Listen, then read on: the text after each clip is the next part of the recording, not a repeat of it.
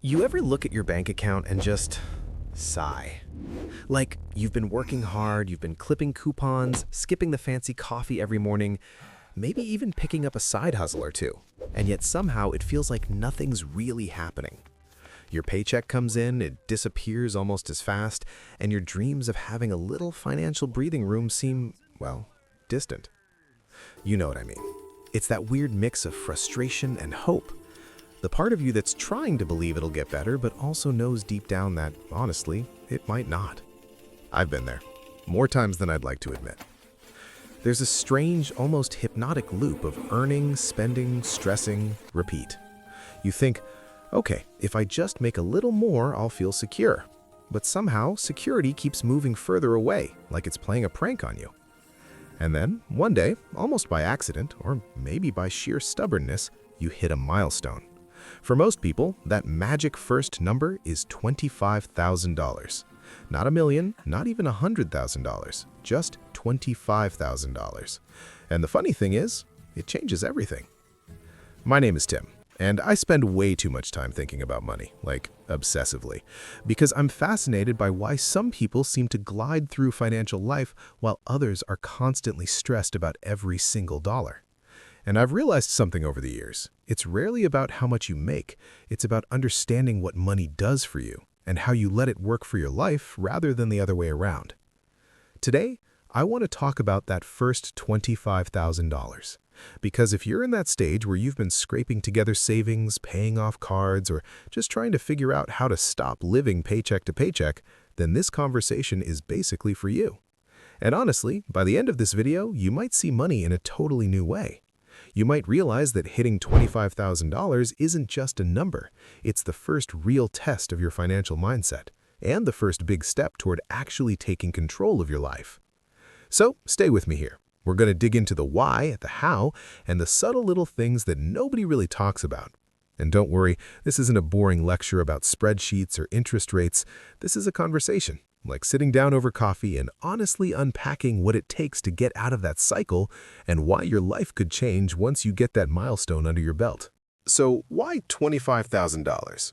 I mean, it's not $1, it's not $1,000, and it's certainly not $1,000,000. But that first $25,000, there's something psychological about it. It's like the first serious checkpoint in the game of personal finance. Most people never really get here because they don't think about money beyond the now. Think about it like this. You're climbing a mountain, and you can see the peak miles away. The first few hundred feet feel manageable. You might even be excited. But then the slope steepens, the air gets thinner, and suddenly, every step requires focus and discipline. That's what saving $25,000 is like. It's that first long, grueling climb where most people give up without even realizing they were so close. Here's an example. I once had a friend. Let's call him Jason. Jason was making a decent income, living in a city where rent is basically a second mortgage, and he was constantly stressed about money. He tried saving, he tried budgeting, he tried those apps that are supposed to make you rich overnight. Nothing stuck. Until one month, purely by accident, he realized he'd saved $25,000. Not because he went crazy on some side hustle, but because he started noticing patterns, like which spending habits actually drained him emotionally and financially. That realization, seeing $25,000, is what shifted everything. Suddenly, money felt like a tool, not a treadmill. Why does it matter to you? Because that first $25,000 acts as a mirror. It forces you to look at your habits, your decisions, and the stories you've been telling yourself about money. And it's at that point that you start asking the real questions. Do I control my money, or does it control me? Actionable takeaway. Start tracking every single dollar like it has a personality. Seriously, write it down, categorize it, and notice patterns. That first step alone will make $25,000 feel less like an impossible dream and more like a predictable milestone. You know what people don't talk about? The emotional weirdness of seeing $25,000 in your account. It's almost surreal. Suddenly, your brain has to recalibrate. You've lived most of your life thinking, I can barely get by. And then, bam, you have this buffer. And honestly, that can be scary. I felt it myself. I remember staring at my account and thinking, is this really mine? Did I do something wrong?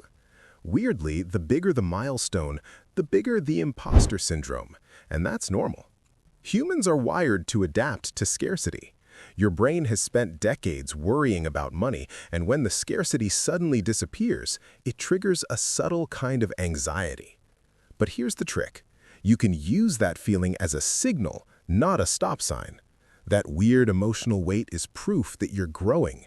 Money is exposing your mental habits. It's saying, hey, you've been playing small. You can handle more. And that's powerful, because most people never get to experience it. They either never save that much or spend it before realizing its value. Actionable takeaway. Name the feeling. Call it out. Journal about it. Then redirect that anxiety into curiosity. What can I do with this? How could I make it grow? Treat it like a conversation with yourself, not a panic attack. You know what people don't talk about? The emotional weirdness of seeing $25,000 in your account. It's almost surreal.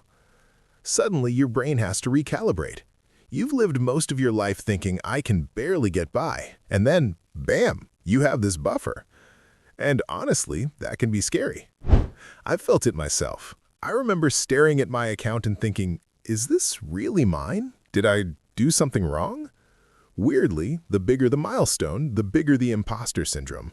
And that's normal. Humans are wired to adapt to scarcity. Your brain has spent decades worrying about money, and when the scarcity suddenly disappears, it triggers a subtle kind of anxiety. But here's the trick. You can use that feeling as a signal, not a stop sign. That weird emotional weight is proof that you're growing.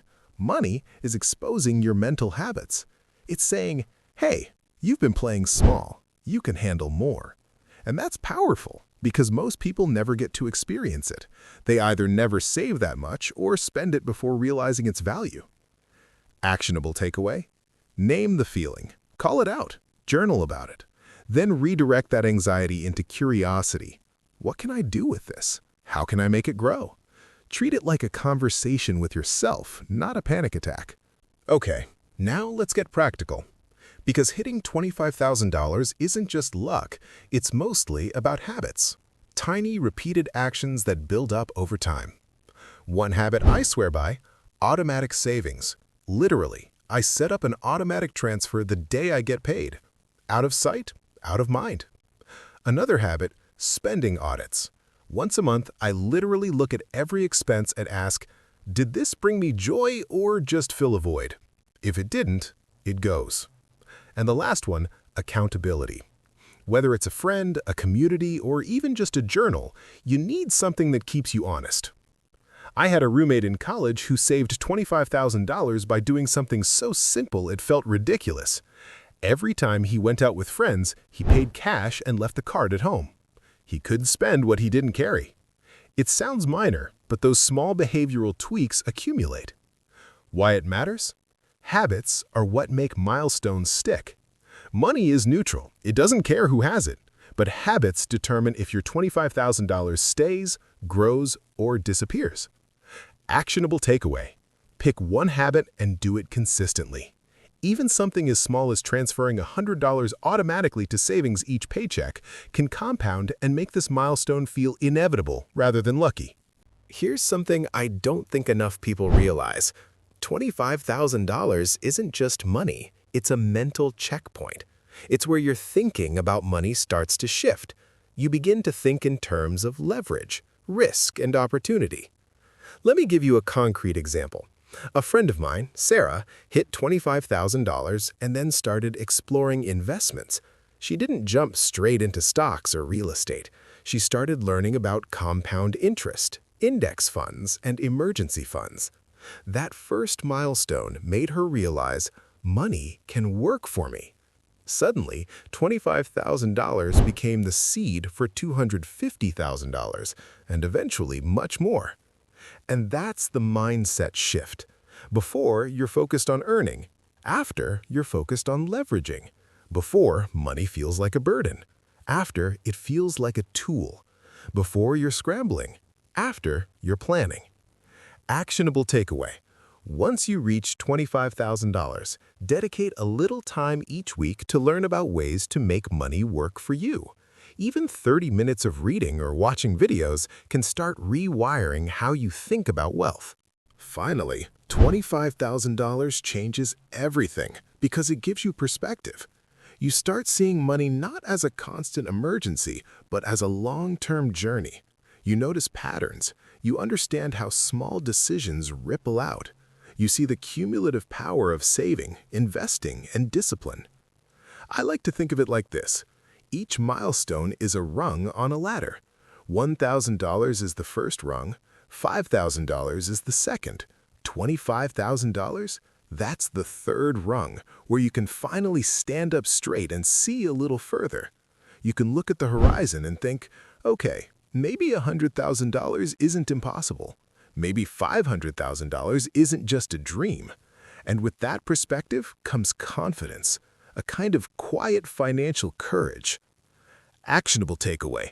Celebrate the milestone, reflect on it, and then plot the next one. Perspective is the ultimate tool that money gives you. Use it wisely. So what's the bottom line here?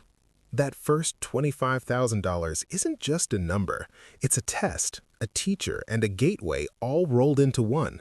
It's the first time money starts to feel like a partner rather than a problem. It's where survival turns into strategy, where anxiety can become insight, and where habits start showing their true power.